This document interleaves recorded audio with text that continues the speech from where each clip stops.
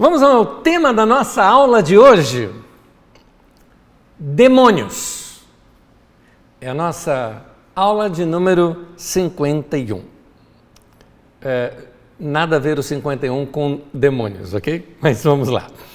Para nós entendermos este tema, que eu acho um tema difícil de ser ensinado, porque os ensinos que tenho visto em torno desse tema, eles não me satisfazem. Eu percebo que alguns são cheios de invencionices, ou alguns estão mais para uma série de Netflix e menos para o que de fato a Bíblia Sagrada mostra sobre o tema. Então, para entender isso, eu preciso voltar nas nossas aulas passadas, que já foi construído para nós compreendermos melhor esse tema hoje. Portanto, eu recomendo a você que você escute novamente ou assista novamente algumas aulas passadas, como, por exemplo, uma aula onde eu falo da mitologia grega, da influência dos gregos sobre o pensamento hebraico, o que resultou nos tempos de Jesus, no judaísmo dos tempos de Jesus. Vamos entender algumas coisas. Primeiro, queria te lembrar que a nossa apostila está disponível no nosso site a partir das 21 horas, está disponível no nosso site, carisma.com.br/didaquê. Ali você encontra a nossa apostila no final dessa aula. A Bíblia hebraica, ela é uma coletânea, a Bíblia Sagrada, ela é uma coletânea de textos e registros de experiências de homens e mulheres que tiveram no passado com Deus. Homens e mulheres que experimentaram algo de Deus, passaram aquela experiência de forma oral, e as gerações seguintes, inspirados por Deus, registraram tudo isso que chegou até nós. À medida que a humanidade vai se transformando, nem sempre melhorando, mas vai se transformando, Deus, dentro da sua infinita misericórdia e até mesmo condescendência é descer no mesmo nível do outro, para falar na altura do outro. Então Deus, no seu imenso amor, misericórdia e condescendência, Deus desce até o nível de intelectualidade que o homem consegue compreendê-lo. Então Deus se permite ser revelado ao homem de uma maneira ou de outra, diferente em alguns períodos, como por exemplo, para um povo guerreiro ele se revelava como o Senhor dos exércitos, e era a melhor forma que aquele povo poderia entender a Deus. Então, toda relação com o homem, e toda a relação também de Deus com o homem, e do homem com Deus, e toda a relação com o desconhecido, aquilo que não dava para o homem conhecer bem, ele é narrado na Bíblia Sagrada dentro da limitação e da linguagem que este homem conseguiria se expressar. Por exemplo, daria para um homem daquela época saber que a Terra era completamente redonda e que ela rodava em torno do Sol ou coisa parecida? Não daria. Isso nós só conseguimos com a ciência, muitos anos depois. Então, um homem naquele tempo, ele falava em termos de firmamento, como sendo o céu.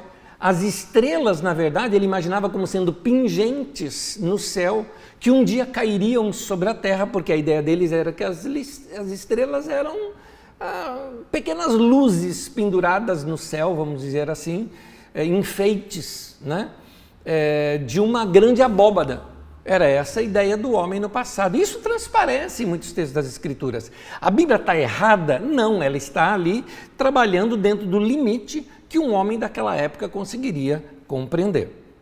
Então, isso você encontra lá nas nossas primeiras aulas, quando eu falo sobre a Bíblia, a fé, a ciência, principalmente naquelas outras aulas sobre Gênesis, onde eu trato exatamente sobre fé e ciência, aquele diálogo necessário entre essas duas. Isso já foi ensinado nas nossas aulas do passado.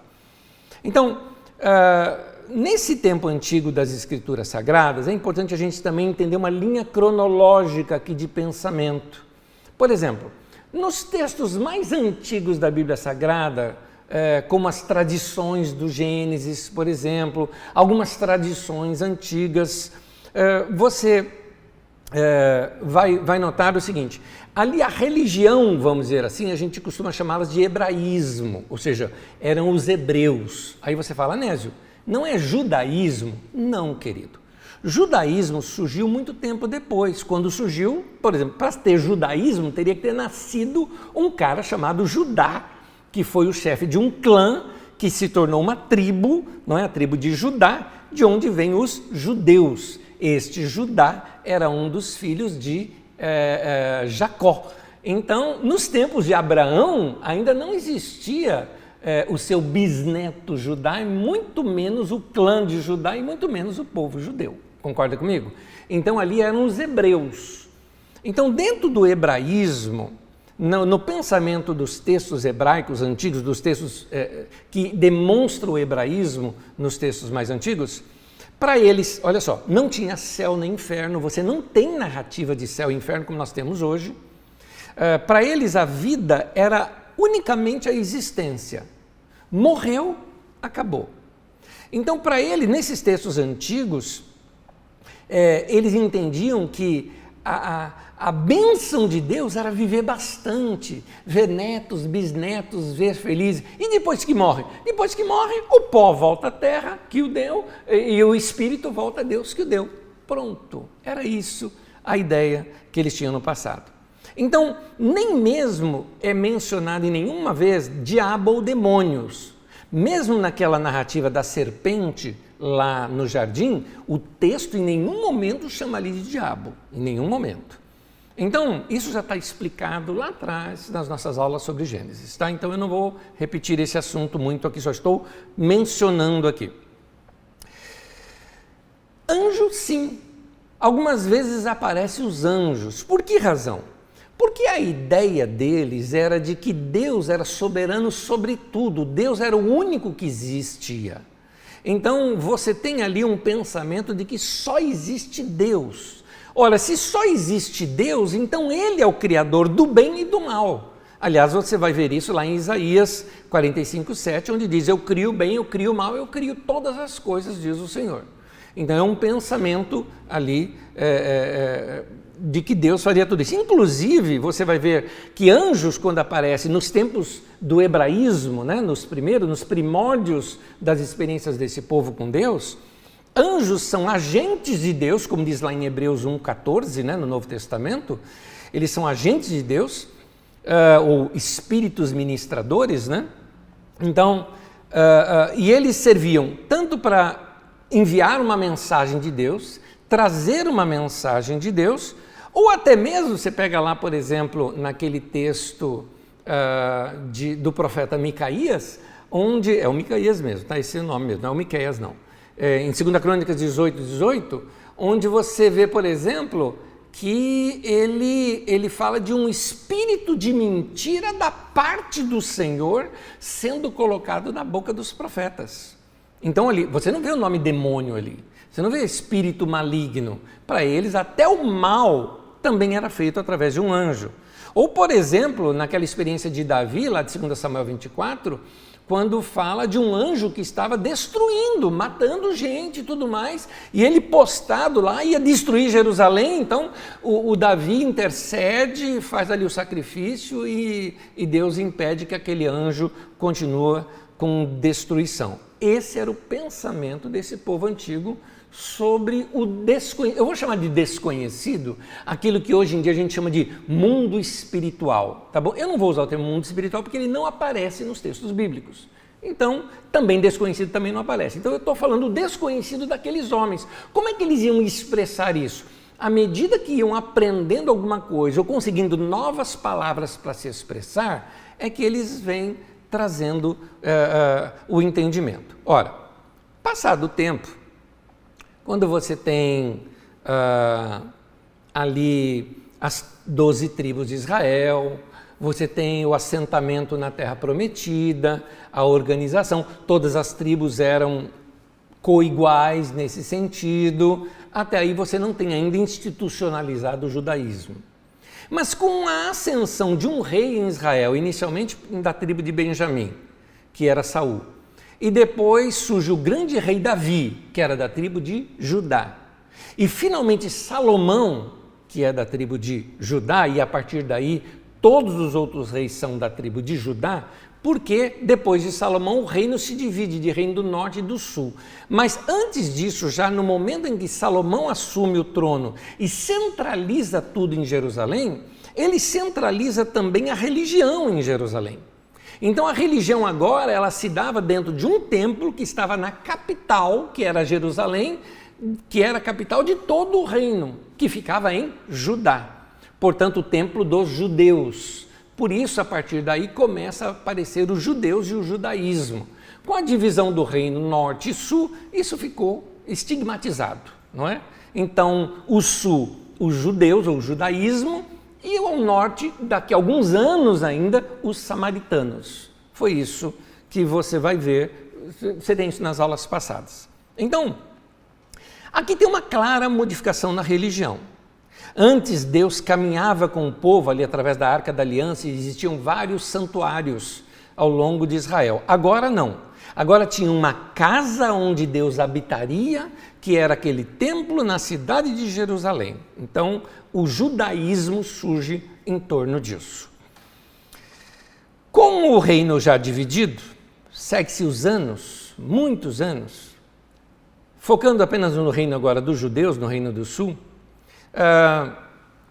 Um dos reis que surgiu, que foi Josias, trouxe grande esperança para o povo que restauraria um tempo como nos tempos de Davi, já que o reino do norte já estava completamente destruído. Então ele iria unificar de novo as tribos. Este rei sai numa guerra contra o faraó do Egito e ele morre nessa guerra, gerando uma desesperança enorme no coração daquele povo. Então, na cabeça deles, passou não muito tempo depois disso, poucas gerações, tanto que foi na vida de um dos filhos deste rei, é que a Babilônia vem, invade, destrói Jerusalém, destrói o templo, leva o povo para o exílio na Babilônia. A partir daí, os judeus não acreditavam mais, não conseguiam mais acreditar ou enxergar Deus agindo na história através de homens e mulheres. Não. Eles entendiam que Deus agora só agiria na história através de intervenções divinas na história, ou seja, através de anjos, de sinais, de catástrofes. É aí que surge o que a gente chama de apocalipsismo, né? Ou a literatura apocalíptica, que ela é toda simbólica, e aí você tem essas fortes expressões começando a surgir na literatura judaica. A partir daí nós chamamos esse momento de judaísmo tardio. E é esse judaísmo que vai chegar já bem mais modificado lá nos tempos de Jesus. Então, seguindo ainda a nossa linha do tempo, deixa eu colocar a linha do tempo aqui para vocês verem um pouquinho, para entender o que eu estou falando. Vamos lá. Aí está a linha do tempo. Então você tem ali logo no cantinho, em roxo, ali, o Império Persa. Note que o Império Persa, os judeus ficam sob o domínio desse império por 205 anos. O Império Persa, eles fizeram o seguinte, eles derrotaram a Babilônia e assumiram o lugar da Babilônia. Só que como os judeus estavam em exílio lá na Babilônia, eles liberaram os judeus para voltarem para sua terra, reconstruírem o templo e patrocinou todo esse retorno deles. Então, os judeus ficaram assim admirados demais pelos persas, e essa grande admiração que eles tinham pelos persas fez com que o pensamento dos persas encontrasse a sua versão dentro do judaísmo tardio. Para você ter uma ideia, os persas eles tinham o chamado zoroastrismo, e o zoroastrismo tinha uma coisa parecida com o judeu, como por exemplo o monoteísmo, mais ou menos um monoteísmo. Era um Deus do bem, mas havia um Deus do mal. E essa guerra do bem e o mal dava um equilíbrio, essa era a ideia do zoroastrismo. O judeu não aceitando que o mal fosse equilibrado com o bem, mas a partir daí o judeu começa a personificar o mal. Por exemplo, você só começa a ver Satã como sendo, Satã é Satanás, né? Mas o nome ali em hebraico seria o Satã. Só aparece o Satã nesse momento personificado como uma persona do mal a partir desse contato que eles tiveram por 205 anos debaixo do Império Persa. Mas agora, é errado isso? Não. É que o desconhecido para eles agora encontraram dentro da cultura persa alguma coisa que daria para explicar para o povo daquela época. Então se personifica essa ideia de Satanás. Então havia uma guerra do bem contra o mal, mas o bem vencendo o mal. Essa era a ideia do judaísmo tardio. Muito bem, volta lá para o meu mapa, por favor. Aí você vê os gregos, Alexandre o Grande vem e derrota a Pérsia, e você vê aí o Império Grego, que vai durar até lá embaixo, onde você está vendo a linhazinha vermelha, onde começa o Império Romano. Só que tem um hiato ali, uma independência de Judá, ali a partir da época ali dos Asmoneus, um governo somente ali dos judeus na Judéia. Tudo isso tem já nas nossas aulas passadas. Muito bem. Mesmo o Império Grego tendo sido dividido em 4, e para nós é interessante só 2 aqui, os Ptolomeus e os Seleucidas, eles sofreram, note que foram muitos anos que você tem aqui, não chega a 300, mas é quase 300 anos, de influência dos gregos sobre os judeus.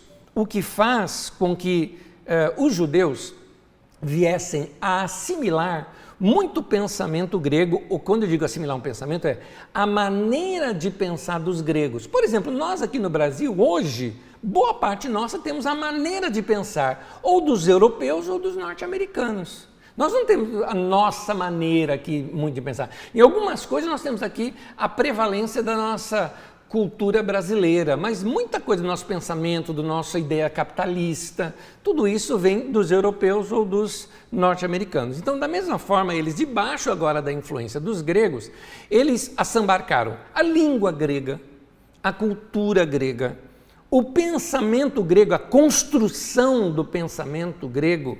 Tudo isso influenciou fortemente os judeus. Então, para explicar ações boas e ações ruins dos humanos, o grego atrelava isso a alguma entidade espiritual, vou chamar assim entre aspas, tá? Eles tinham algo chamado daemons ou daemons, né? Se escreve daemons. Esses daemons é de onde vem a palavra demônio. Só que para o grego, demônio não era algo do mal. Por exemplo, se eu era dotado de uma grande sabedoria, é porque sobre mim tinha a Aletheia, por exemplo, que era um daemon, né? São deuses menores, né? Que me orientam. Mas se a pessoa, por exemplo, ela era muito briguenta, ela estava debaixo da influência de Ares, por exemplo, ou de... esqueci o nome de um outro lá também, que tinha... então, você vai notar essa influência desse pensamento, dessa explicação dos gregos, entrando para dentro também da cultura judaica. Então, os judeus desse período, o que eles fizeram? Primeiro, eles radicalizaram suas práticas religiosas, criaram rituais em torno dos mandamentos da lei para solidificar sua cultura, não é? Começaram a aceitar somente os textos que haviam sido escritos em hebraicos e não esses textos do período grego. Tentaram de toda forma fortalecer a cultura judaica, principalmente naquele período que eu mostrei ali na história, em que eles dominaram e tiveram independência. Tentaram, no entanto, tomaram figuras emprestadas, tanto dos persas quanto dos gregos, para tentar explicar o desconhecido. Então nós temos algumas palavras que entraram para o vocabulário deles. Quer ver uma delas? Hades. Hades é o que é traduzido na nossa Bíblia para inferno, no Novo Testamento. Que na verdade essa palavra inferno, na verdade, vem lá do latim. Não tem nada a ver com o texto original da Bíblia Sagrada. Por isso que quando eu falo que não tem inferno na Bíblia, é porque esse texto, o termo é um termo do latim, né? Mas o Hades, o que era? O Hades, na verdade, era um deus grego que cuidava dos mortos. Por isso, os judeus, para tentar explicar o mundo dos mortos, começam a falar desse tal lugar chamado Hades. Daemon, ou demônios, né? Também é um termo que eles emprestam, só que agora só para falar do que seriam os espíritos maus. Tudo isso são emprestados do grego para tentar explicar o desconhecido. Quando você chega na época do Novo Testamento, é nesse contexto aqui, com todo esse pensamento, que chega o Novo Testamento. Primeiro vem os romanos, organizam tudo politicamente, economicamente, subjugam fortemente aquele povo, fazendo aquele povo se sentir de segunda categoria, sem condições financeiras, e é nesse momento que entra Jesus em cena. O ministério de Jesus foi precedido por um avivamento, vamos dizer assim, de arrependimento, que veio um grande profeta chamado João Batista pregando e preparou o coração do povo para receber o ministério de Jesus. Ele estava mostrando que algo novo viria sobre a terra, chamado Reino de Deus. Note que até o próprio João Batista e o próprio Jesus precisou usar uma linguagem em que o povo da época poderia compreender. Como é que o povo da época poderia compreender uma ação de Deus forte na terra? Eles tinham o reino, já que o reino dos romanos, o império, dominaria todo aquele lugar. Então eles usam o termo reino de Deus para isso. A Basileia, como é chamada, Então, vem João Batista e chama o povo para viver uma vida correta, ficarem atentos naquilo que Deus ia fazer. A situação socioeconômica na época era das piores possíveis. Havia pobreza, havia miséria, haviam altos impostos e uma sensação em todo o mundo de ser de segunda categoria. Aquela região da Palestina, Palestina é o nome que os romanos deram para aquela região, já não era mais chamada de Judeia, mas de Palestina, Judeia era uma região dentro da Palestina, A Palestina pegaria desde a Síria até lá embaixo, quase limite com o Egito, toda era a Palestina. E então, aquele lugar, aquela situação ali, eles eram uma espécie de periferia da periferia da periferia. Era mais ou menos isso. E em situações assim, de muita opressão, de muito sofrimento, se propagam, por exemplo, psiquismos, doenças psicossociais, doenças comportamentais, ou seja, doenças psicológicas. Eu quero lembrar uma coisa, isso eu preciso destacar, até na sua apostila, quando você pegar, ela vai estar sublinhado isso. Lembrando que não é a pobreza que produz essas coisas, mas a crise. É a crise que produz essas coisas. É dentro dessa situação e dentro desses comportamentos e tentando explicar esse desconhecido para eles, é que a Bíblia passa a relatar a existência de demônios. Estou falando no tempo histórico. Mais ou menos 10 anos depois da destruição de Jerusalém, tem o período de Jesus, mais ou menos ali em torno dos anos 30, nos anos 70, muito tempo depois, Jerusalém é destruída agora pelos romanos. Nos anos 80, 10 anos depois, há uma cisão muito forte do judaísmo com o cristianismo. Porque até então o cristianismo não era cristianismo, o cristianismo era a seita dos nazarenos, do Nazareno Jesus, ou os do caminho, que ficavam debaixo do judaísmo, era como se fosse uma seita judaica, uma denominação judaica. Mas nos anos 80, num concílio dos judeus, no concílio de Jâmnia, eles expulsam os cristãos e nenhum cristão mais poderia frequentar a sinagoga, você não poderia vender para um cristão, e aí começa uma perseguição forte de judeu contra cristão, década de 80 da nossa era. A partir daí, as novas leituras que começaram a se fazer das Escrituras Sagradas agora pelos cristãos, elas são feitas num processo desjudaizando o cristianismo. Porque o cristianismo ele trouxe em si muito do judaísmo, muito do pensamento judaico.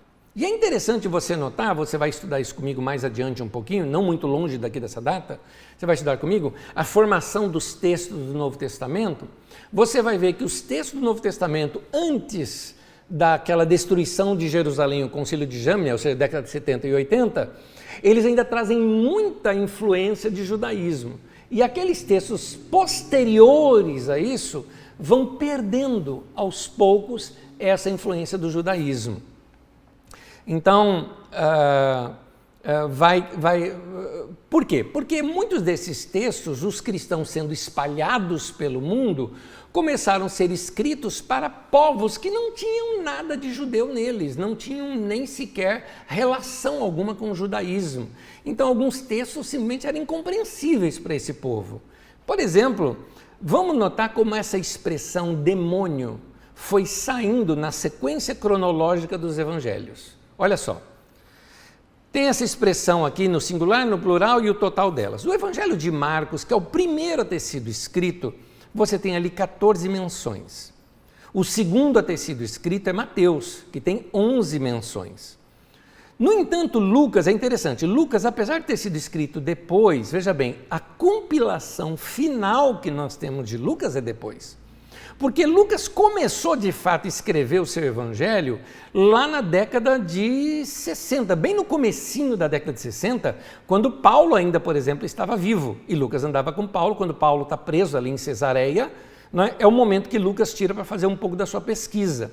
Nota que Lucas tem 22 narrativas, até porque também o texto é maior do que os outros, de demônios. Mas quando você pega um texto lá da década de 90, talvez 95, já que é o Evangelho de João, só cita uma vez, e no singular, a palavra demônio.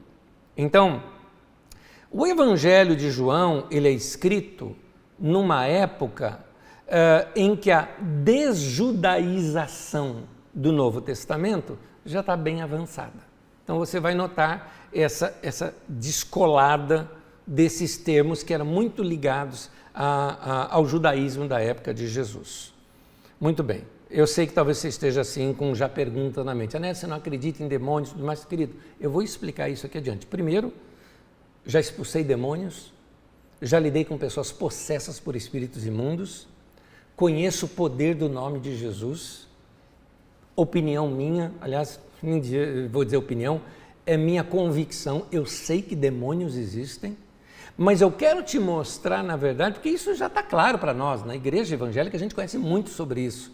O que eu quero te mostrar é o que está além disso que talvez nós não estejamos vendo. É isso que eu quero te mostrar. Então segue comigo um pouquinho a aula, não precisa ficar preocupado, o Anésio não acredita em demônio. Eu não disse isso, tanto que eu expulsei demônios e expulsaria hoje novamente se visse. Aliás, o que eu queria te dizer é o seguinte, expulsar demônio é fácil. O difícil é lidar com outro detalhe, que é o que eu vou te mostrar na aula de hoje. Porque expulsar demônio, você fala em nome de Jesus, sai, ele sai. Ele sai. Ele se sujeita ao poder e à autoridade do nome de Jesus. Mas, quando os demônios causam algo e saem e deixa aquela estrutura demonizada, isso não sai em nome de Jesus. Isso se sai com a implementação da palavra de Deus. E é aqui que eu quero entrar com vocês. Vem comigo, vem pensando comigo. Porque nós vamos começar agora a ver essa questão de demônios no meio da religião. Vem comigo. Muita luta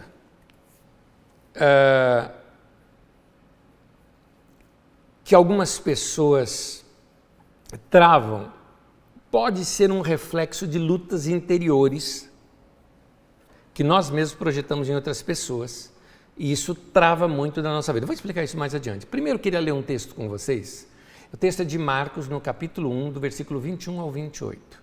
Diz assim: Eles foram para Cafarnaum, logo que chegou o sábado, Jesus entrou na sinagoga e começou a ensinar. Todos ficavam maravilhados com seu ensino, porque ele ensinava como alguém que tem autoridade e não como os mestres da lei. Justo naquele momento, na sinagoga, um homem possesso de espírito imundo gritou: O que queres conosco, Jesus de Nazaré? Vieste para nos destruir? Sei quem tu és, o Santo de Deus. Cale-se e saia dele, repreendeu Jesus. O espírito imundo sacudiu o homem violentamente e saiu dele gritando. Todos ficaram tão admirados que perguntavam uns aos outros: o que é isto? Um novo ensino e com autoridade. Até os espíritos imundos ele dá ordem e eles lhe obedecem. As notícias a seu respeito se espalharam rapidamente por toda a região da Galileia.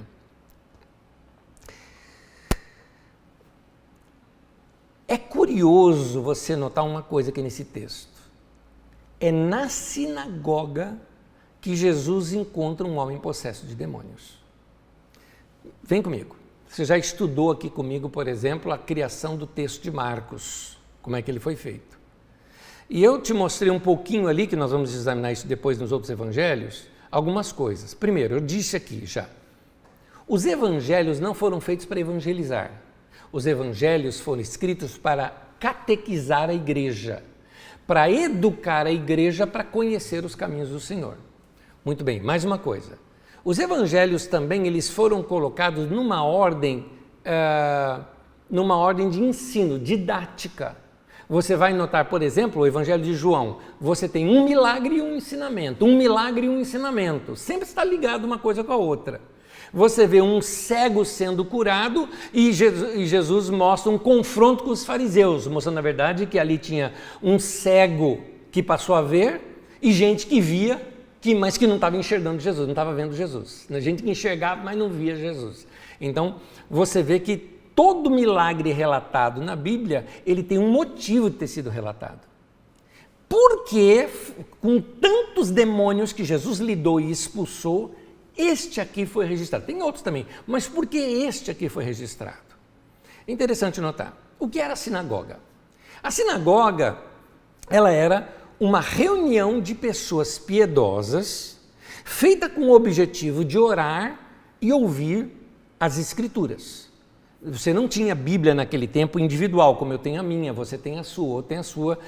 Os textos eram muito caros, os rolos, aquilo era muito caro. Então, normalmente, se juntavam os homens de um vilarejo e compravam de um escriba, né, de alguém que copiava, de um copista, trechos da lei ou trecho dos textos do Antigo Testamento, para eles terem lá na sua região, na sua cidade, no seu vilarejo, guardado numa sinagoga, aqueles textos, no qual os mestres da lei viriam, fariam as grandes leituras e você escutaria os textos da lei. Muito bem.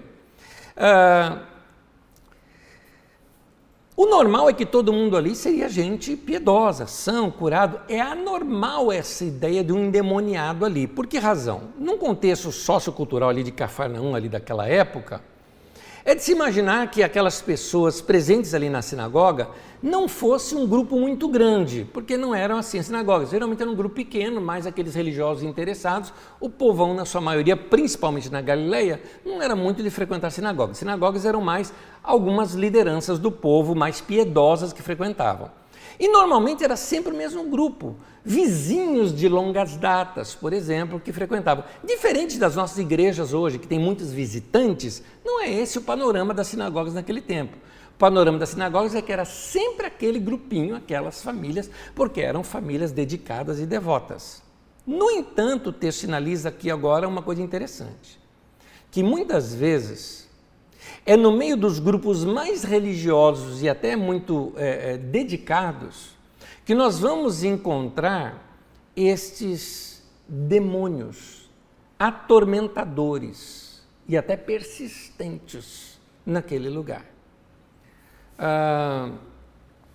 Para explicar isso para vocês, eu quero te mostrar o seguinte: muitas vezes algumas estruturas religiosas, elas estão, eu diria, demonizadas. O que é isso? Pela falta de ensino da palavra de Deus, criou-se ali algumas coisas que escravizam aquelas pessoas, que seguram aquelas pessoas.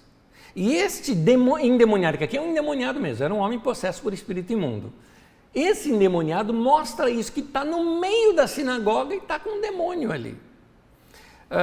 É interessante, muito tempo atrás eu assisti um filme que eu recomendo para vocês, mas eu não vi mais ele na Netflix nem nada, você deve encontrar no YouTube, porque já deve ter até gratuito agora, de tão antigo que ele é. Chama-se A Vila. Eu recomendo que você assista, só não assista junto com criança, porque ele tem um tom um pouquinho de suspense com terror no começo do filme.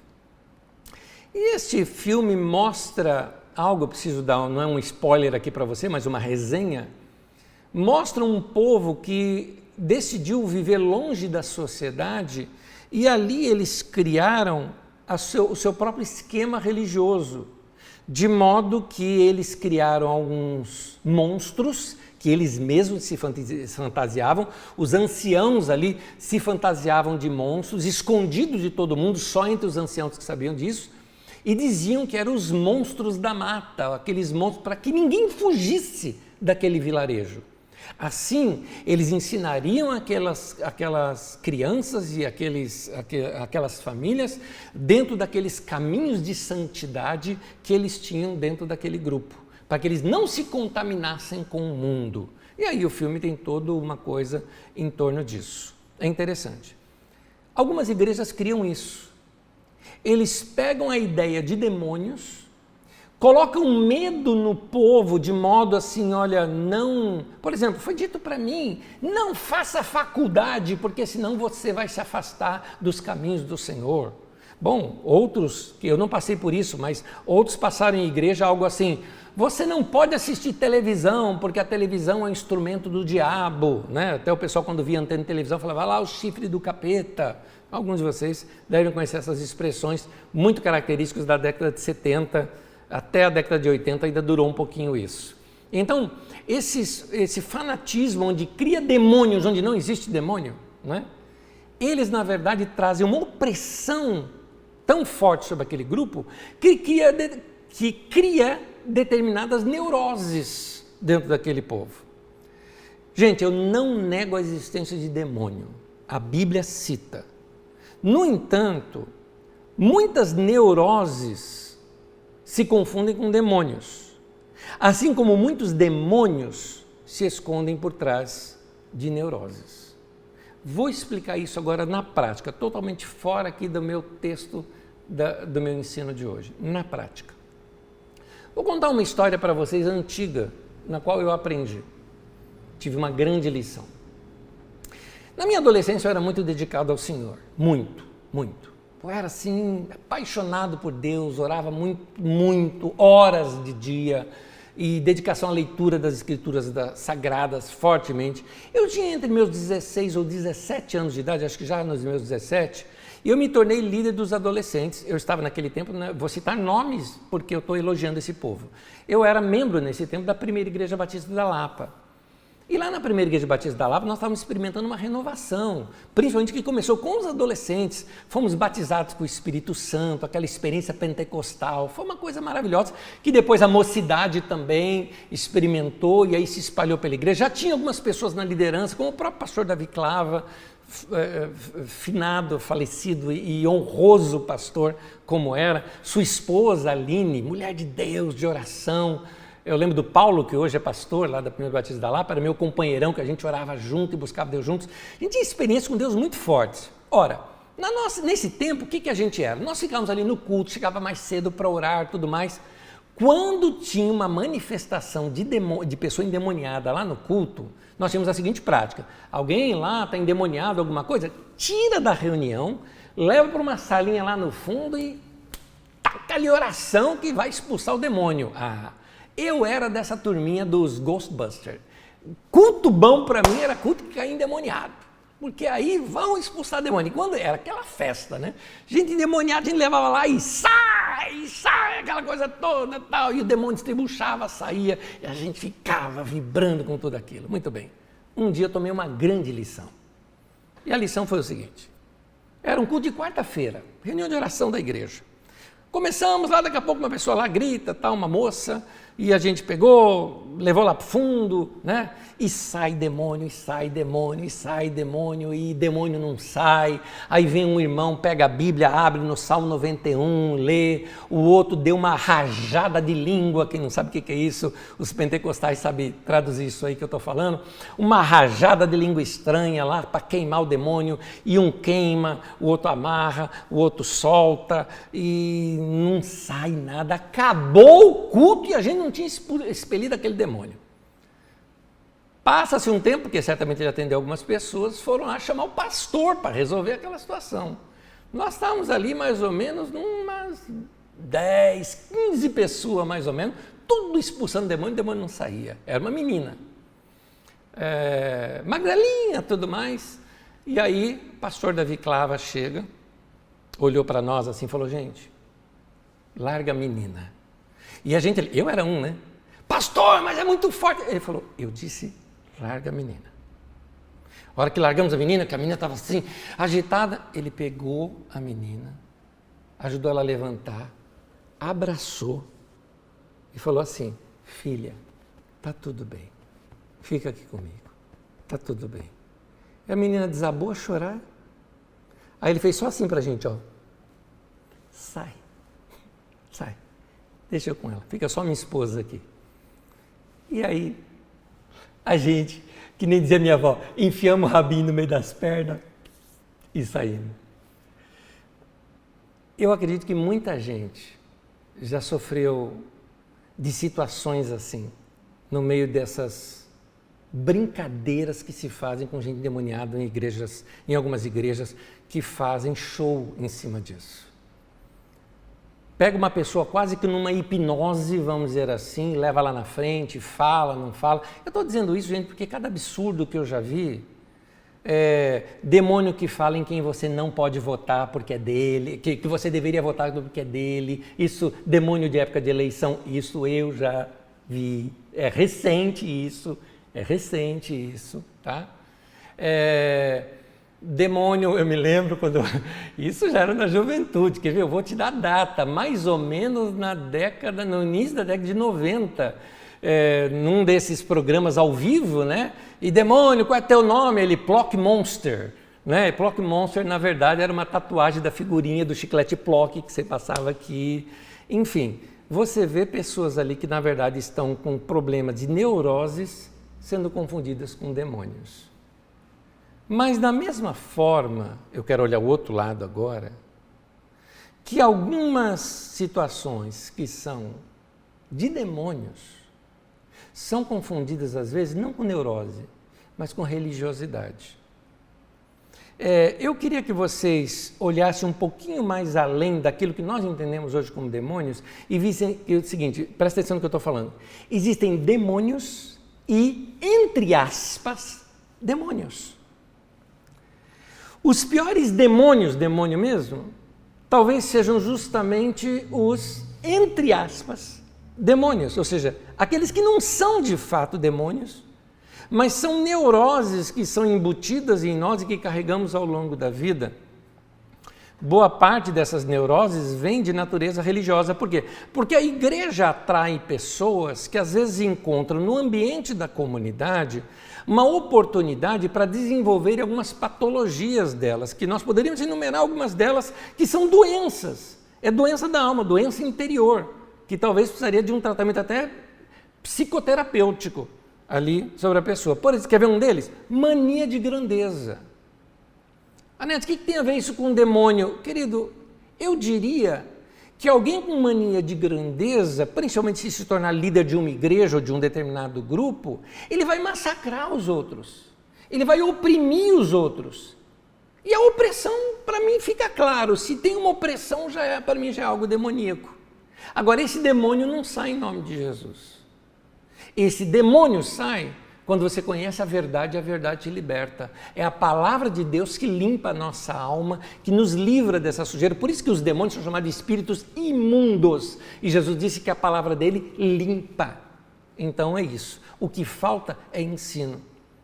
Porque, assim, mania de grandeza. Você vê às vezes uma pessoa que inicia um trabalho, o trabalho é único, está começando ainda num lugarzinho pequeno, alugado, e coloca lá, sede mundial. Não é mania de grandeza um negócio desse? Então, esse desejo de dominar as pessoas, eu vejo algo perigoso nisso. Perigoso. Quando a igreja passa a ter forte controle sobre as pessoas, e hoje, muitas vezes, usando a estrutura das células, tem muitas igrejas oprimindo pessoas, oprimindo, que a pessoa ela fica debaixo de um jugo, que ela não pode fazer uma coisa nem fazer outra, né, sem antes ter autorização do seu discipulador ou do seu líder de célula, e aí nós tiramos de lado o Espírito Santo e colocamos uma estrutura sobre a vida da pessoa. Ora, se vai oprimir aquela pessoa, e a Bíblia diz que onde há o Espírito de Deus há liberdade, e que foi para a liberdade que Cristo vos libertou, e não torneis de novo a entrar em jugo de escravidão, ora, o que é isso senão uma ação de demônios? Mas não um demônio possuindo alguém, porque possuindo você expulsa em nome de Jesus, ele sai. Mas quando está numa estrutura demonizada, é preciso revelação das Escrituras Sagradas, ensino da Palavra de Deus, que limpa o coração, que a gente ande com Jesus, que o fardo dele e o jugo dele é suave e leve, que ele trata dessa maneira, né? Ele ensina, deixa a gente livre. É isso que nós precisamos ver, que a Palavra de Deus precisa fazer. Então, tem muitas vezes, por exemplo, alguns ensinos trazem culpa sobre a vida das pessoas, massacra a mente das pessoas. As pessoas não saem, não ouvem aquela mensagem e saem assim, meu Deus, lavou meu coração, estou aliviado. Não, saem com culpa, com peso, tem que fazer mais coisa, você precisa fazer, e às vezes usando termos religiosos, você precisa fazer na obra do Senhor, e a pessoa fica aquele peso dentro dela, e aquele peso ela leva para dentro de casa, briga com o marido, briga com a mulher, destrói a família, destrói relacionamentos. Muitas vezes gente que está de mal com a vida é gente que foi exposta a situações como essa, não é? Então, é interessante você notar naquele texto que nós lemos, vê comigo, Marcos 1, 24. Olha o que o demônio diz, ele diz assim, o que queres conosco? Note que o demônio se refere a nós, ainda que Jesus o trate no singular. Jesus de Nazaré, vieste para nos destruir, sei quem tu és, o Santo de Deus. Nota que o problema, nesse caso, não estava apenas no indivíduo. O texto foi colocado para mostrar que toda uma comunidade poderia estar presa naquele momento. Então a expulsão do demônio daquele homem, na verdade, era uma libertação para aquela comunidade toda. Muitas vezes, queridos, um grupo religioso pode se tornar demonizado dessa maneira. Eu repito, não por entidades diabólicas, mas por patologias humanas que envenenam a vida das pessoas que entram em contato com esse grupo. Vou dar um exemplo para você que aconteceu aqui em São Paulo. Um pregador se tornou famoso em São Paulo e começou a ter muitos seguidores, ele pregava principalmente pelo rádio naquele tempo. E aí eu me lembro de um casal em que o marido e a mulher foram assistir o culto, a mulher não gostou, a mulher falou, esse homem é tapado, esse homem é cheio de regra, e o marido, não, ele é homem de Deus, a mulher falou, eu não vou mais, o marido, você não vai, eu vou, e chegou lá e se abriu com o pastor, que a mulher não queria mais, sabe o que o pastor aconselhou para ele? Separa dessa mulher, senão ela vai te desviar do caminho do Senhor. Isso é palavra de Deus? Ou é uma opressão humana destruindo algo? Então a gente tem que repensar algumas coisas, porque a gente fica tão preso na questão, quando a gente fala de demônio, a gente fica tão preso em uma pessoa possessa por um espírito imundo e tudo mais, como que lida com aquilo, ou ficamos viajando na maionese, falando de espíritos dos reinos e as entidades, ou como uma que tem na internet, se você quiser ver, falando, não, são espíritos desencarnados dos dinossauros do passado, formando a raça reptiliana que vive no centro da Terra. Esses absurdos que aparecem por aí, os reptilianos, pode procurar isso que você vai encontrar na internet. Absurdos. E dentro de igreja evangélica, ensinado aqui em São Paulo, isso, aqui em São Paulo. Então, as pessoas ficam tão ofuscadas com isso que não percebem que um ensino errado das Escrituras pode gerar isso. Note que Jesus chegou para os fariseus e falou, vocês têm por pai o diabo.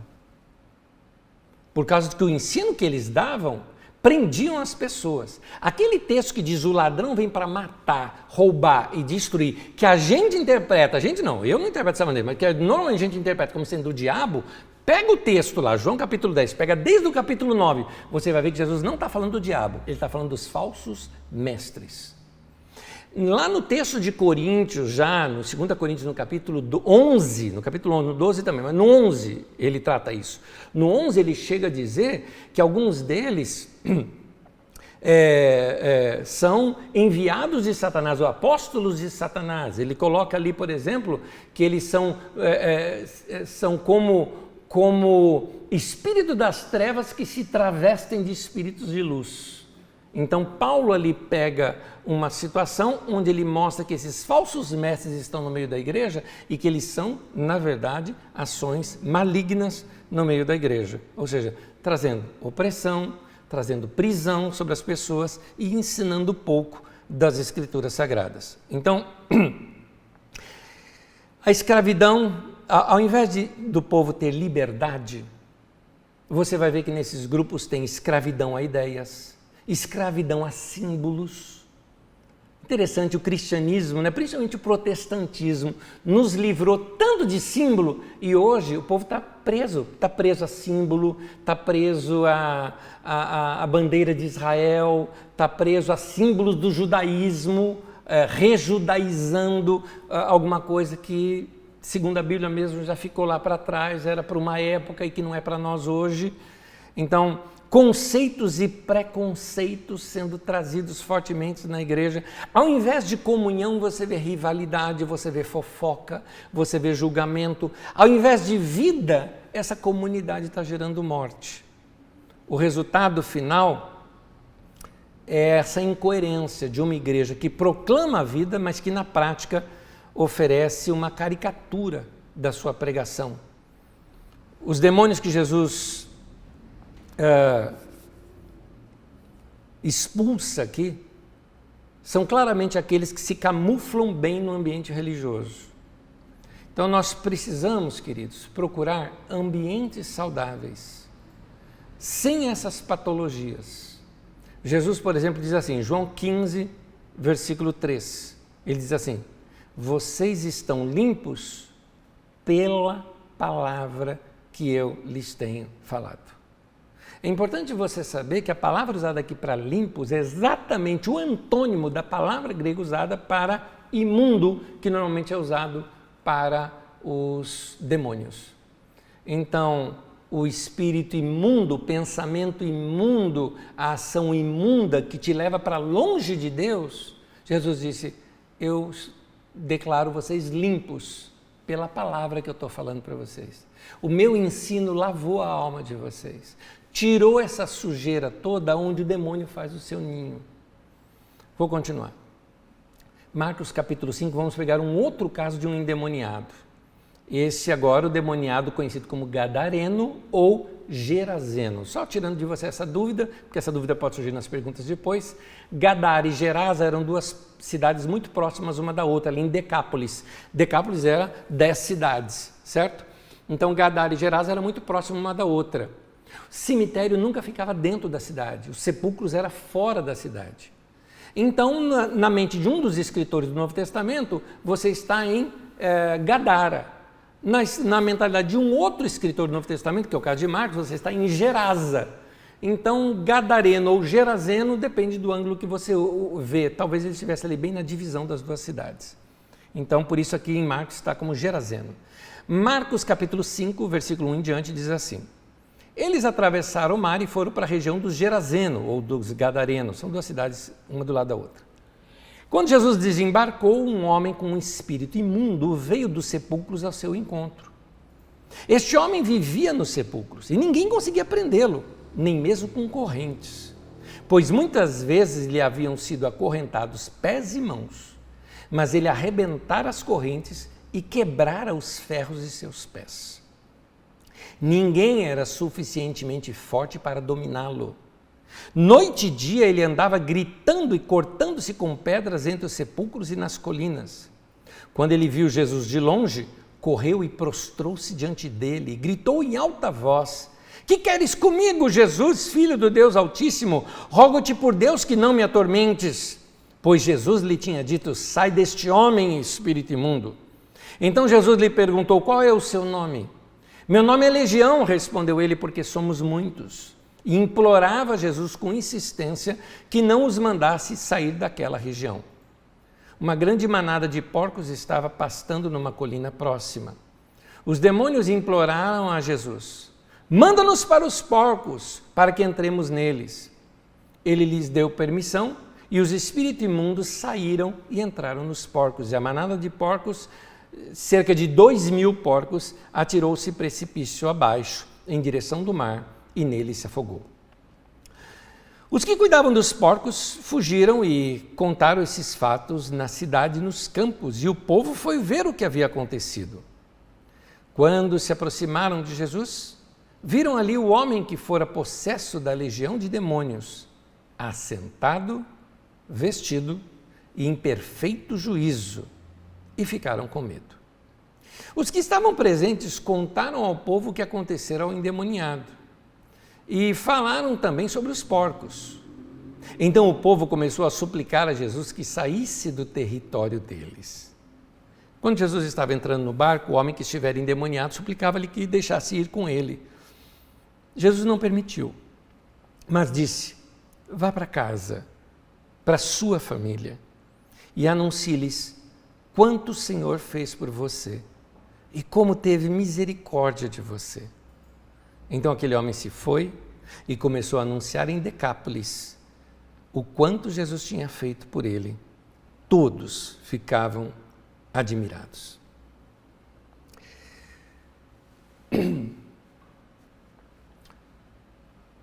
Algumas pessoas possessas por espíritos imundos ficam muito fortes mesmo. Alguns podem explicar essa força como questões neurais humanas. Eu não olho para esse lado, não. Eu acho que é demônio mesmo que possui, a coisa é feia mesmo. A questão está se você está ali na autoridade de Jesus ou na sua própria autoridade. É isso. Eu me lembro uma vez que eu fui ministrar numa casa e eu não sabia que ali era um estudo que eles faziam em torno de espíritos. Eu não sabia, porque me chamaram para falar sobre Espírito Santo. Deu tudo errado para eu chegar naquele lugar. Furou pneu de ônibus, troquei de ônibus 2 vezes para chegar lá no lugar, cheguei atrasado. E quando eu cheguei atrasado, achando que era um culto protestante, pentecostal, na verdade eu até achava que fosse, porque me chamaram para ensinar sobre o Espírito Santo, eu imaginei que o povo já tinha cantado e tudo mais, tipo uma reunião de grupo caseiro, tá? Umas 14 pessoas mais ou menos, ou 15. Não, 14 foi o número lá que veio para mim, que já te conto. Aí eu me lembro, cheguei atrasado, cheguei com um grupo de pessoas junto comigo, uns 5 lá que foram junto comigo. E quando nós chegamos lá no lugar, eu lembro que assim, gente, tudo bem? Né, está aí a palavra com você e tal. Eu falei, tá bom, tal. Bom, como eu estava agitado, né, eu falei, vamos orar. Gente, foi só isso que eu fiz. Fiz assim, Senhor Jesus. A hora que eu fiz isso, gente, escutei um berro. Gritou de lá, outro dali, outro na frente. 14 endemoniados dentro de uma casa. Deus nos acuda essa experiência. Porque a gente expulsava demônio de um, pegava no outro, o outro também. Era um negócio assim, uma coisa coletiva acontecendo ali. Resumindo a história, eu queria te contar isso por 2 motivos. Alguns que estavam comigo estavam bem preparados. Era gente que andava com Deus, gente que servia a Deus, tudo mais, mas tinha um curioso no nosso meio, que era um cara que vivia uma vida dupla, uma vida bem ruinzinha, a vida dele com Deus. Porque eu me lembro da cena, a cena foi que ele chegou assim para um cara e falou, sai! Né? E aí o demônio gritou lá para ele, sai o quê, alemão? Te conheço. Gente, eu achei tão engraçado que eu saí para rir, para depois voltar para expulsar aquele demônio, porque eu não aguentei, não queria rir na frente do irmãozinho lá. Mas, finalmente, isso se resolveu, essas pessoas se converteram, foram batizadas, estão no caminho do Senhor, serviram o Senhor, uma coisa muito linda aconteceu. Alguns irmãos queridos meus lá da Igreja Batista da Lapa, onde eu era na época, são testemunhas desse assunto. Eu era novinho na época também, devia ter ali uns 17, 18 anos de idade. Eu apenas quero dizer o seguinte, havia ali alguns que estavam fortes e tudo mais, era uma coisa maluca, talvez a cena mais maluca que eu já vi na minha vida nessa área de demônios. Mas o nome de Jesus tem poder. E falando em nome de Jesus, o demônio sai. Ok. Por que eu citei isso? Porque agora nós temos um demônio aqui que realmente possui um homem, mas que o povo daquela região de Gadara e Gerasa preferia que aquele homem continuasse do jeito que estava. Eu vou dizer assim que era um demônio social. Vou explicar. Jesus chega num local e encontra um indivíduo que ele era o espetáculo da cidade. Ele era o monstro dos sepulcros. Ele era aquele homem que de longe você escutava ele gritando alto e alguns falaram, olha, colocaram correntes nele, ele quebrava as correntes. Imagina o medo que não se colocava sobre as criancinhas. Obedece seu pai, senão você vai ficar igual aquilo lá. Pronto. Aquele demônio tinha uma utilidade social naquela região. Jesus expulsa o demônio daquele homem. O homem fica são e salvo. O povo da cidade se reúne. E ao invés de ficarem felizes pela libertação do homem, pedem para Jesus sair dali. É como se eles dissessem assim, Jesus, você acabou com a nossa diversão. Sem esse bicho aí, agora as pessoas vão enxergar os nossos pecados. Ninguém viu o nosso defeito porque tinha alguém pior, alguém maior do que a gente lá. Eu podia ser o pior cara da cidade, mas igual aquele lá eu não sou. Agora, você tirou aquele, vai aparecer a mim. Então, as pessoas às vezes se sentem bem quando existe um endemoniado, ou um louco, ou um palhaço que chame atenção para si, para que ninguém enxergue o que há de errado neles. Você vê isso na política. Na política, quanto mais doido for o cara, alguns vão apoiar, porque sabe que quanto mais maluco for o indivíduo, eles vão ali, aproveitar para fazer um monte de coisa, né? Vão passar a boiada deles, né? Para fazer as coisas que eles querem fazer. É igual, na política se faz isso, pega um que roubou muito e condena esse um, critica esse um e prende esse um. Por quê? Porque os outros que roubam menos ficam ali na deles, tudo mais, entendeu? Se desvia a atenção. Então, hoje em dia nós temos, vou falar entre aspas isso, uma sociedade gadarenizada. É uma sociedade que tem as suas maldades escondidas, porque tem algum louco na sociedade que chama atenção para si. Lá em Gadara, eles então, vamos dizer assim, que eles criavam seu próprio demônio de estimação. Aquele homem era o maluco dos cemitérios, o maluco da floresta, mas fazia bem para eles ter essa pessoa para desviar a atenção. Algumas pessoas acabam quase que inventando o seu próprio diabo. Eu até digo assim que o diabo de algumas pessoas é forte demais. A Bíblia cita o diabo, mas cita que ele foi subjugado em nome de Jesus, que ele foi derrotado e pronto. E você tem o nome de Jesus, está sobre aquele. Mas algumas pessoas não. Tudo é o diabo. O diabo deles é maldoso, é forte, não é? Ele impede a pessoa de trabalhar, ela chega atrasada no serviço porque o diabo, né, aprontou com ela, né? Então, todos os erros, defeitos e infortúnios, ele aplica para esse ser que na cabeça dele foi inventado, que é esse grande diabo que ele inventou. Isso as pessoas fazem também com demônios, né? Os agentes do diabo seria assim. Então, essas pessoas se utilizam desses mitos e lendas para obterem proveito disso de alguma forma. Ou seja, a culpa não é minha, a culpa é do diabo. Né? Tem gente que faz isso. Assim também os gadarenos, ali os gerazenos, os problemas da cidade é por causa daquele cara. Não é um problema nosso aqui, não é que tem gente roubando aqui na cidade, é porque nós estamos amaldiçoados por causa daquele cara. Ele é o culpado. Agora, tirou-se aquele culpado, apareceu, né? Os problemas da cidade. Abrindo um parênteses aqui, eu me lembro uma vez uma pessoa, foi aqui na Carisma mesmo, depois de um culto, uma pessoa começou a me contar uma história, e porque o diabo me fez isso, o diabo me fez aquilo, o diabo me fez aquilo outro, o diabo, o tempo todo o diabo. E assim, o diabo está me perseguindo, pastor. Eu queria que você orasse aqui por mim, porque o diabo tá. Eu falei, olha, deixa eu te contar um negócio. Você deve ser muito especial mesmo, muito, muito, muito.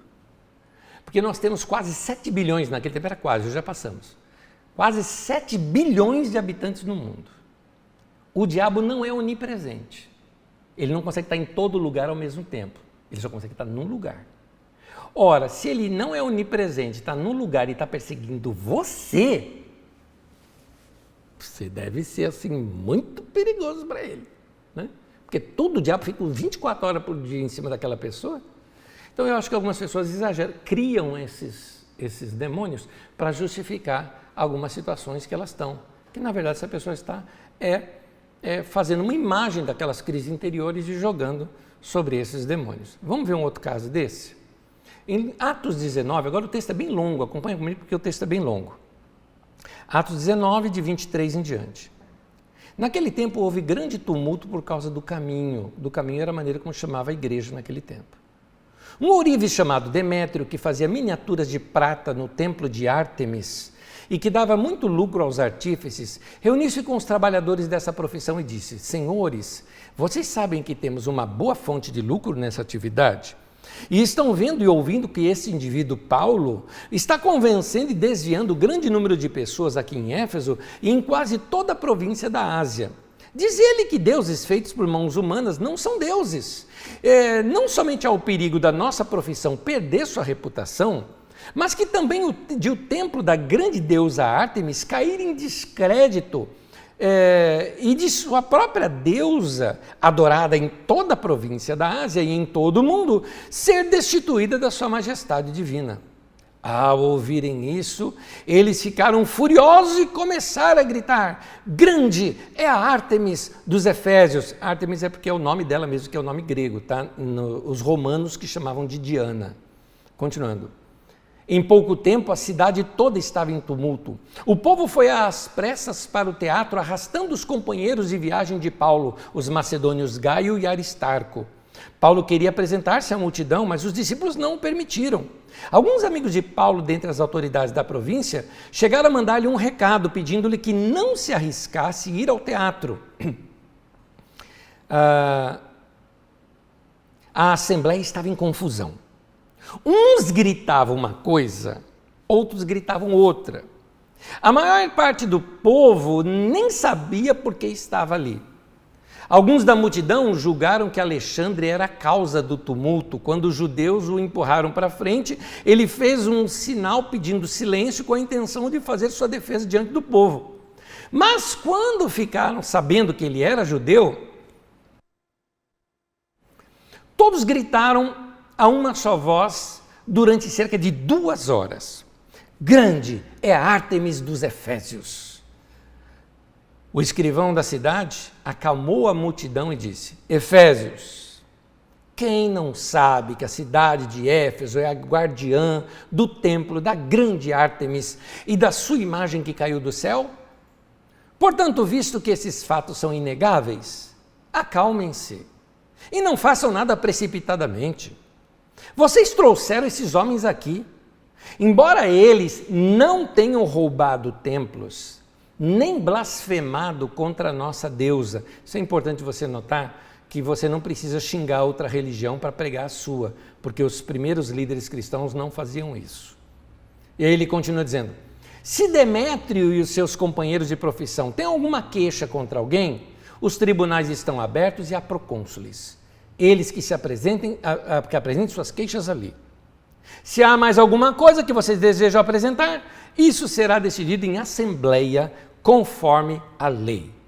Da maneira como está, corremos o perigo de sermos acusados de perturbar a ordem pública por causa dos acontecimentos de hoje. Nesse caso, não seríamos capazes de justificar diante de Roma, este tumulto, visto que não há razão para tal. E tendo dito isto, encerrou a assembleia. É interessante notar que a maioria desse povo nem sabia por que estava lá. foram na onda dos outros e se tornaram fortes defensores daquilo que era um sentimento coletivo daquele momento. Como é que começou tudo isso? Começou com Paulo expulsando o demônio de uma moça que era adivinha. Começou com o cristianismo crescendo, as pessoas se convertendo e abandonando a tal culto a Ártemis. Começou porque o pessoal começou a perder dinheiro, e porque perdia dinheiro se uniram e aí fizeram esse motim, esse movimento social. É interessante que ninguém ali, tinha gente que estava ali que nem sabia por que estava naquele lugar. Está parecendo aquelas passeatas que nós tivemos aqui no Brasil alguns anos atrás, né? Tinha gente que saía lá que não sabia nem por que estava lá, gritando aquilo tudo.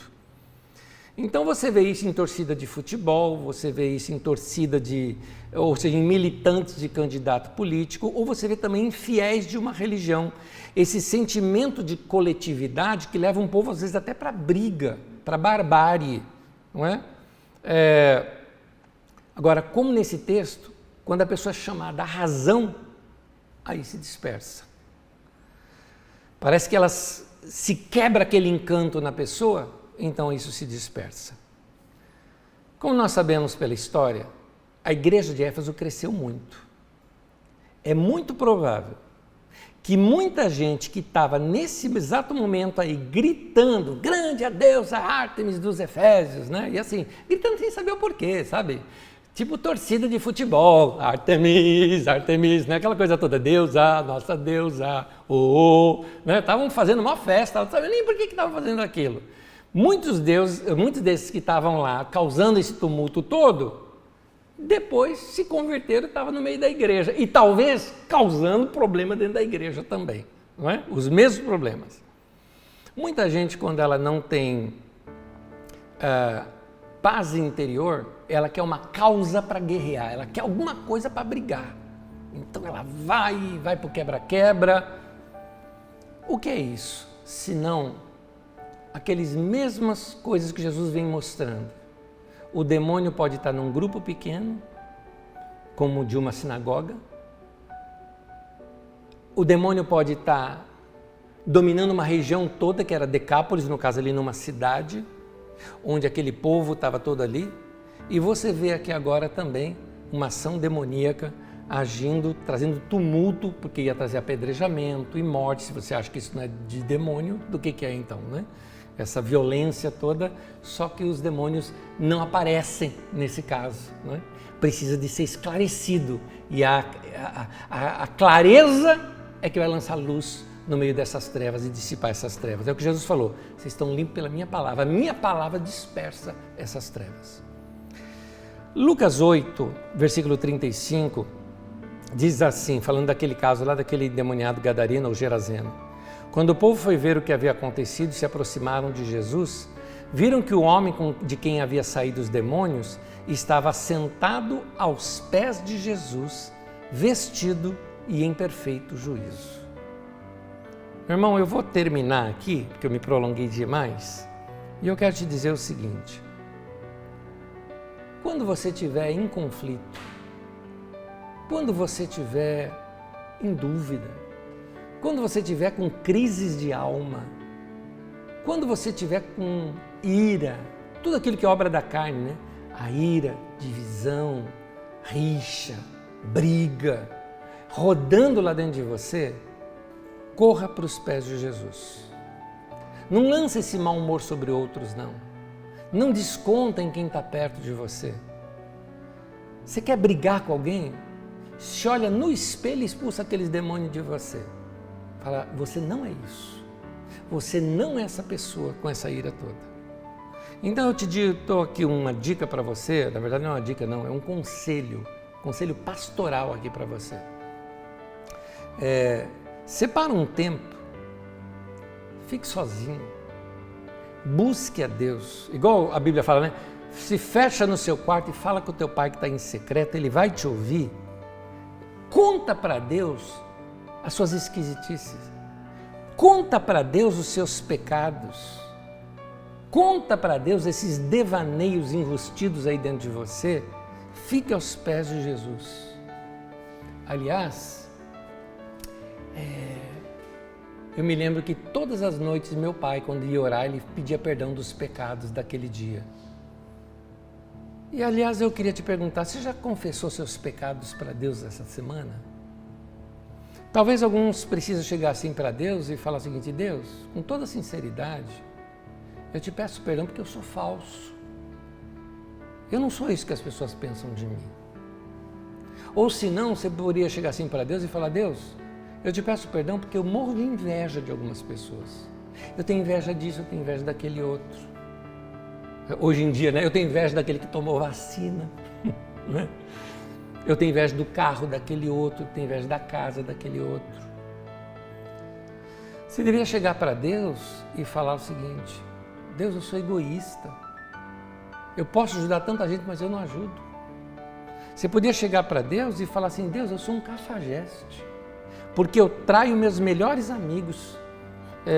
Se for preciso, eu dispenso. Eu uso pessoas e jogo fora, como se fossem descartáveis. Se você não confessa os seus pecados e deixa o pecado lá dentro, aquela coisa azeda dentro de você e começa a corroer tudo. Você já viu a palavra endemoninhado? Endemoninhado é ninho de demônio. Eu não quero que ele crie um ninho dentro de mim. Quando você deixa sujeira na tua casa, o que vai virar? Ninho de rato, não é? Então, imagina, por exemplo, o seguinte: uma vez nós viajamos e nós tínhamos um peixe no congelador, mas deu um problema na energia elétrica, que ficou sem energia elétrica um tempo todo e aquilo descongelou e estragou. Quando chegamos de viagem, era um cheiro naquela geladeira. Gente, lavou a geladeira, passou tudo quanto é produto, levou dias para sair cheiro daquela geladeira. A alma de muita gente está assim, sabe?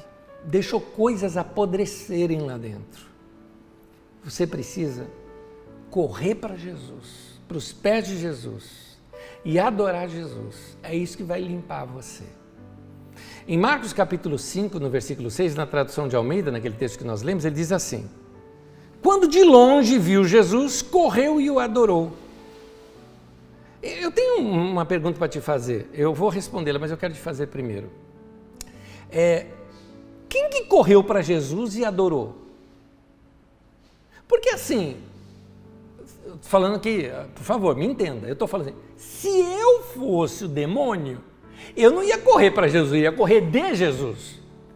E eu não ia adorar Jesus sabendo que ele ia me arrancar dali, eu ia correr e fugir dele. O que era isso? Na minha opinião, foi o homem que correu para Jesus e adorou Jesus. Mas ali você ouve os demônios falando, então, mas o que era isso? É esquizofrenia? É múltipla personalidade? Na verdade, queridos, é porque ainda tinha alguém lá dentro. A gente sempre fala de endemoniado, mas a possessão demoníaca não é a encarnação do demônio. Não é isso. Tem um ser lá dentro que está em conflito. Mas ele ainda é o dono daquela vida, ele ainda é a própria pessoa. Uma vez aqui na Carisma mesmo, antes do culto, alguém me chamou rapidinho e falou: Anésio, eu trouxe aqui a minha irmã, e a minha irmã está endemoniada. Eu corri, fui lá para ver, estava no meio de algumas cadeiras ali, não estava com manifestação nenhuma, ela só estava assim, parada e toda travada, né? Eu cheguei perto dela, fez bem assim para mim mesmo, sabe igual o cachorro? Fez assim para mim, aqui na Carisma. Eu, em vez de me dirigir diretamente àquele demônio, eu falei para o cara: qual que é o nome dela? Eu vou inventar um nome aqui, tá? Fulana, não vou nem inventar nenhum nome, para não virar piada. Fulana. Eu falei: tá bom. Eu cheguei perto dela e eu falei: demônio, sai dessa moça em nome de Jesus. E emendei: fulana. Ela quieta. Eu falei: fulana, eu estou falando com você. Me ouve. E ali eu tive uma palavra para falar com ela. Eu queria te mostrar o amor de Deus e o perdão de Deus para você. Começou a chorar naquela hora. Levantou os olhos para mim assim e falou, assim ela falou: ainda existe perdão para mim? Aí comecei a ministrar para ela, claro que sim, e tudo mais. Comecei a ministrar para ela. Veja, havia alguém lá dentro.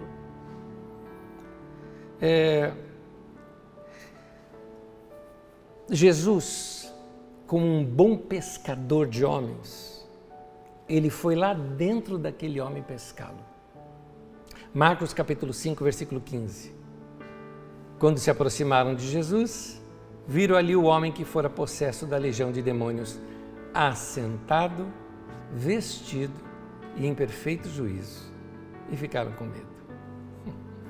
Meu irmão, corre para Jesus, deixa Ele te limpar de tudo isso.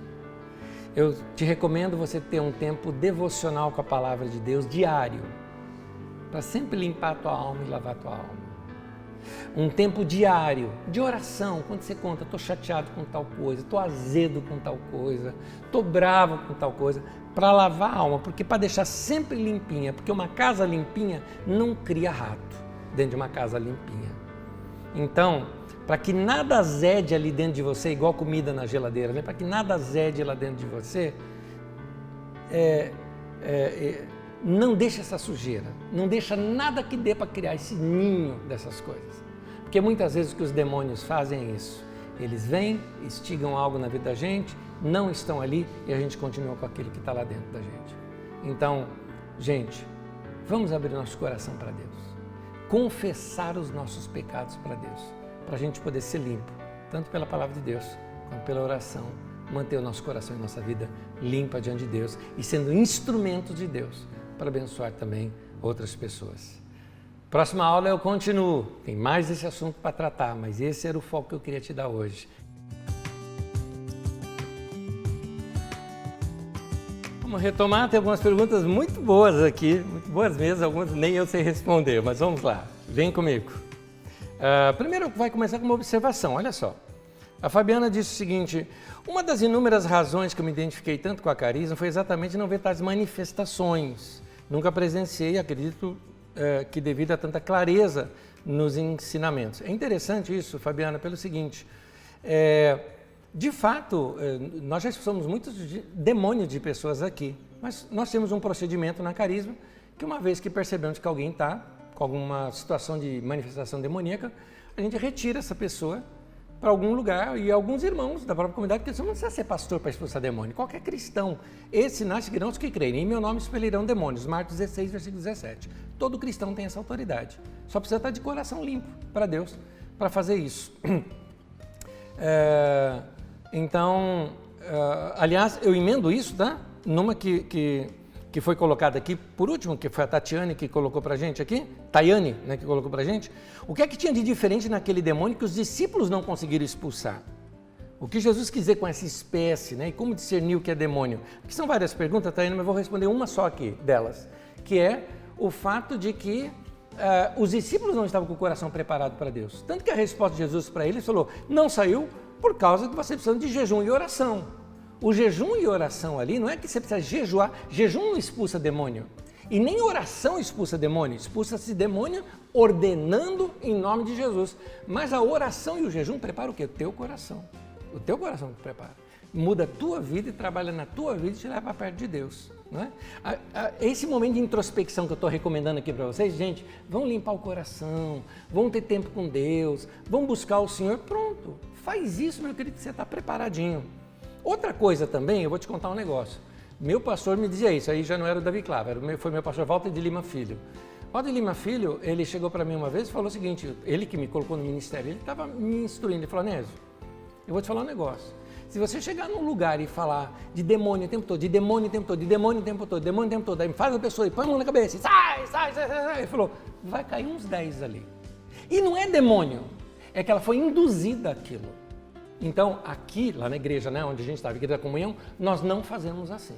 Nós proclamamos a Jesus e a verdade da palavra de Deus e o louvor liberta, a adoração a Deus liberta e tudo mais. É assim que eu queria aqui na Carisma também. A gente chega aqui com o coração aberto para Deus, para cantar para Deus. Demônio sai, vai embora. É isso que eu acredito. Vamos lá. Uma expressão aqui do Cleiton, ele falou o seguinte, eu ouvi há pouco tempo atrás que as pessoas que saíram de uma certa denominação iriam voltar e sem nada, e queriam perder tudo. E isso as pessoas falavam usando texto bíblico, eu também já vi isso, viu, Cleiton? Claro que uma distorção da palavra de Deus.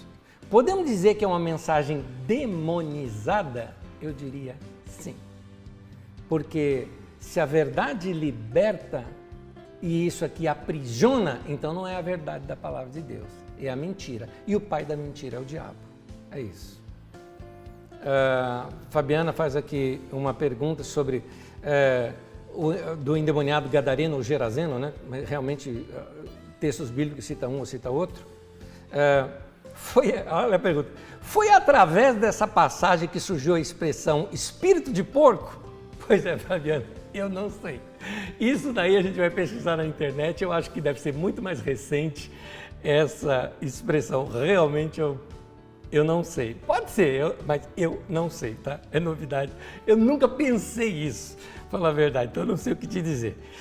E também sobre a carne desse animal ser impura. Aí já não vem daí, não. Isso era lá dos judeus.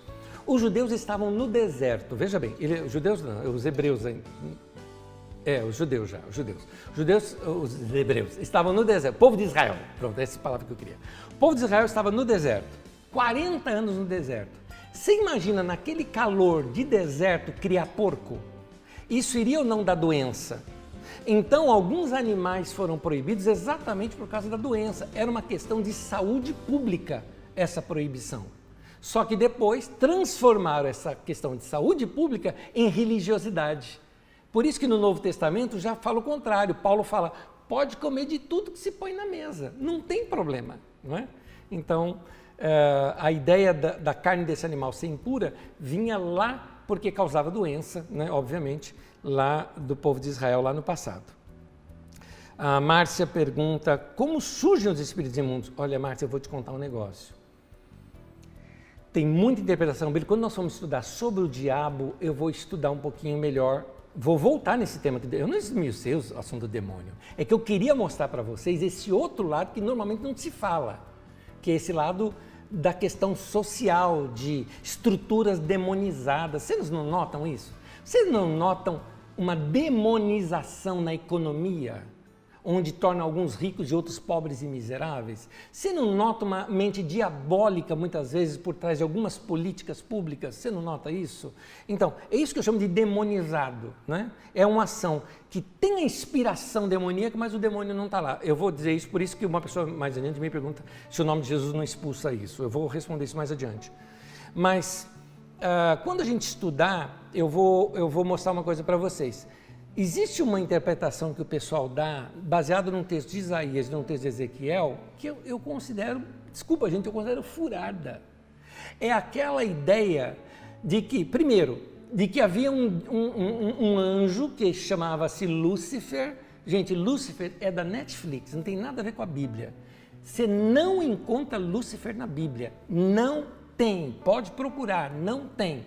Lúcifer vai aparecer na Vulgata Latina, numa língua latina, para traduzir as pedras brilhantes ou pedras afogueadas lá do texto de Ezequiel. Então, cheio de luz, na verdade, cheio de luz e tudo mais, tal, né?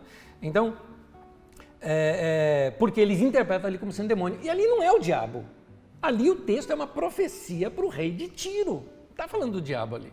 Então as pessoas falam de uma rebelião do diabo que levou consigo 1/3 do céu. O que eles fazem? Eles juntam isso com outro trecho figurativo de Apocalipse, que não está dizendo nada disso também. Então dali eles falam que teve a queda de Satanás com os demônios, mostrando que os demônios eram anjos caídos. Eu vou te contar um negócio. Tem um pessoal, um dos pais da igreja, logo no começo, os pais da igreja, porque a igreja nunca se preocupou em fazer teologia em cima disso. Tanto que no Novo Testamento não cita a origem de diabo e a origem dos demônios, simplesmente se aceitava que eles existiam.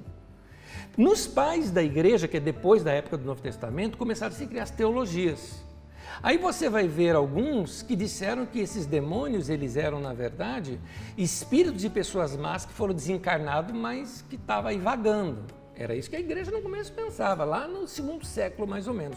Mais ou menos no 4º século é que eles colocam, não, são os anjos caídos, isso daí. Na verdade, eu vou te dizer uma coisinha, ninguém sabe. A gente sabe que eles existem, é isso. Agora, você quer dar alguma interpretação para isso? Não, eu acho que é anjo caído, eu acho que é tal coisa. Você pode interpretar o que você quiser. O caso é que existem. E a gente precisa saber como lidar. Que lida é no nome de Jesus.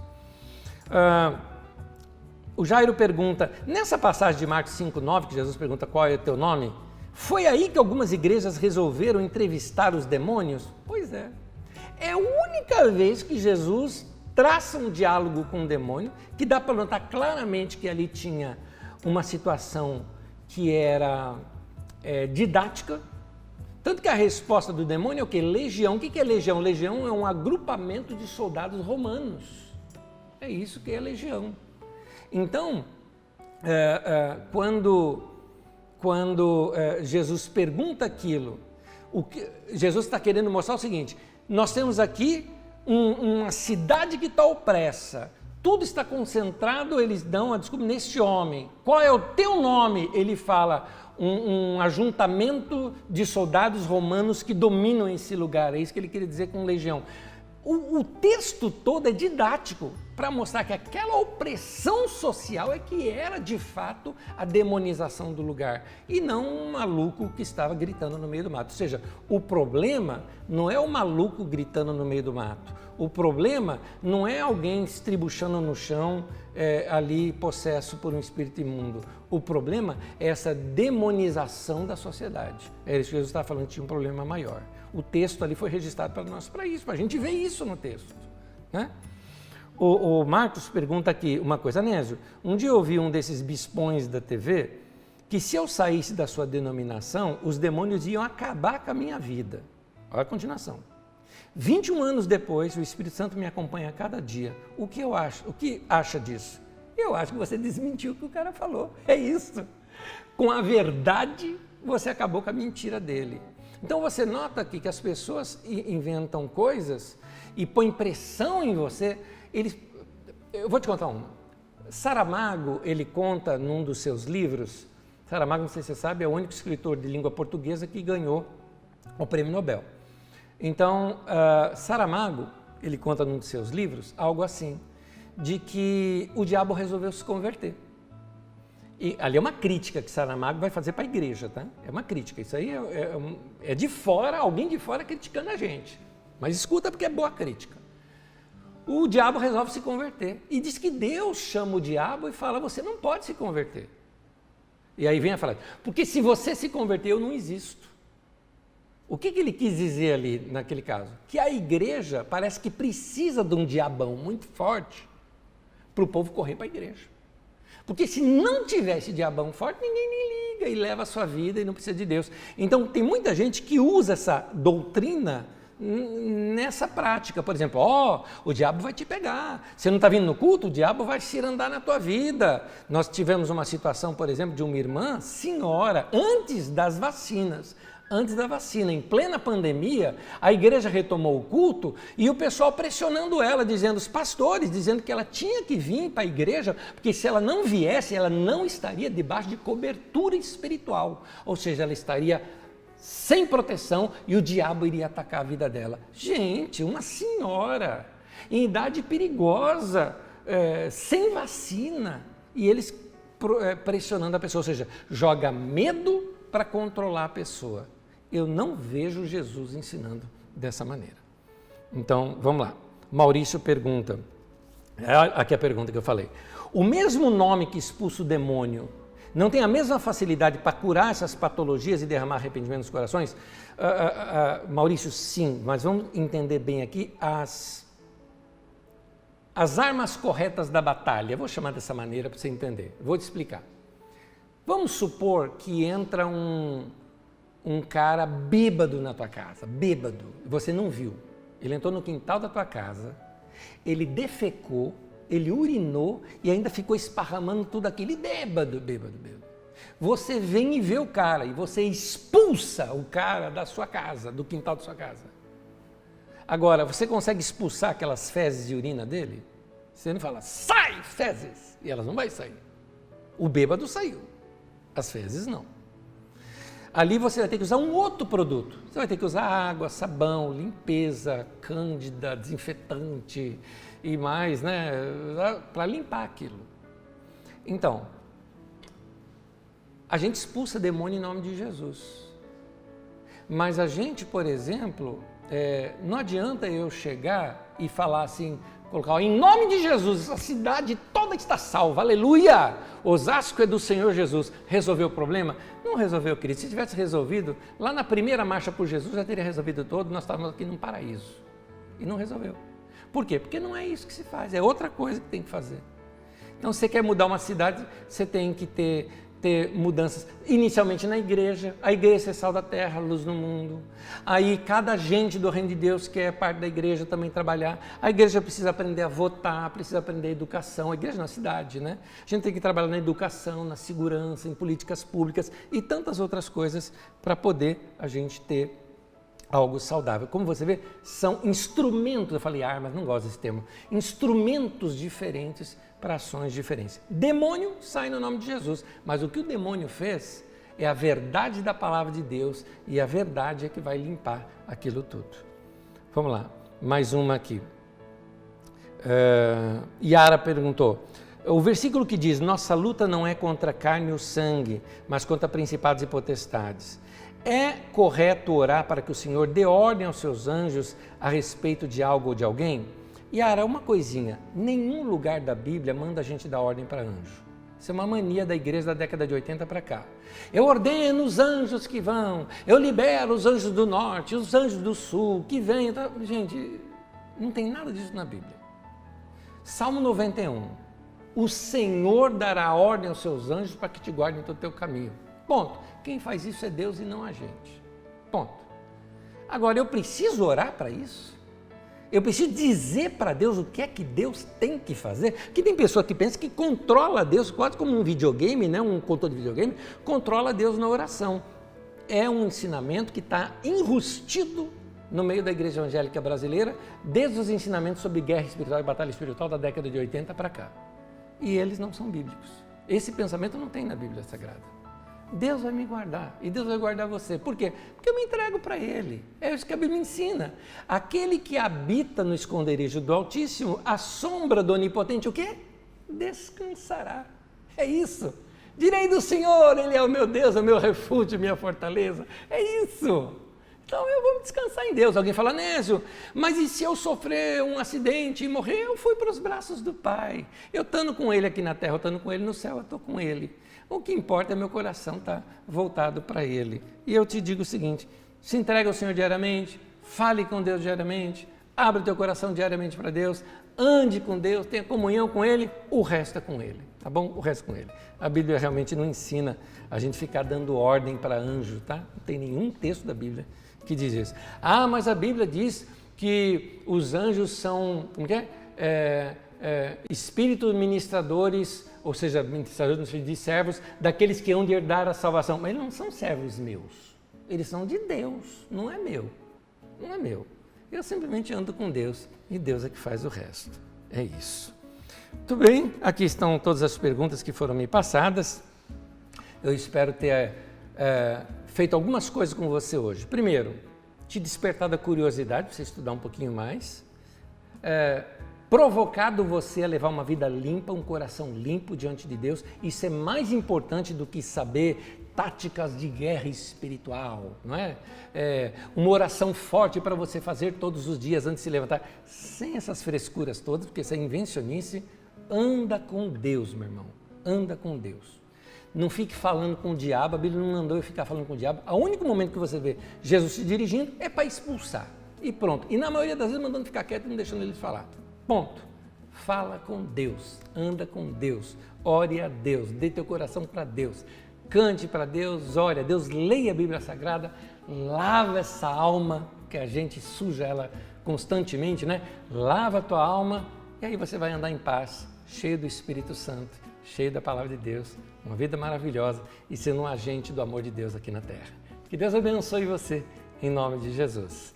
Domingo a gente está de novo junto e na terça-feira eu dou continuidade, que eu tenho mais coisas para falar em torno desses temas, que são os temas agora. Agora eu vou começar a abordar, igual eu abordei as parábolas de Jesus, agora eu vou abordar temas ao redor do surgimento do cristianismo, ou seja, no início do movimento de Jesus e da igreja primitiva. Então eu vou começar a tocar temas como anjos, demônios, o Espírito Santo e alguns outros detalhes aqui, curas, sinais, milagres. Esses detalhes eu vou tocar nessas próximas aulas. Fica com a gente.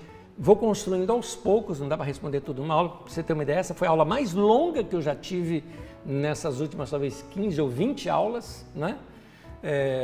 Então, eu peço que você continue com a gente, estude bastante e busque o Senhor. Que Deus abençoe você. Até a próxima. Paz.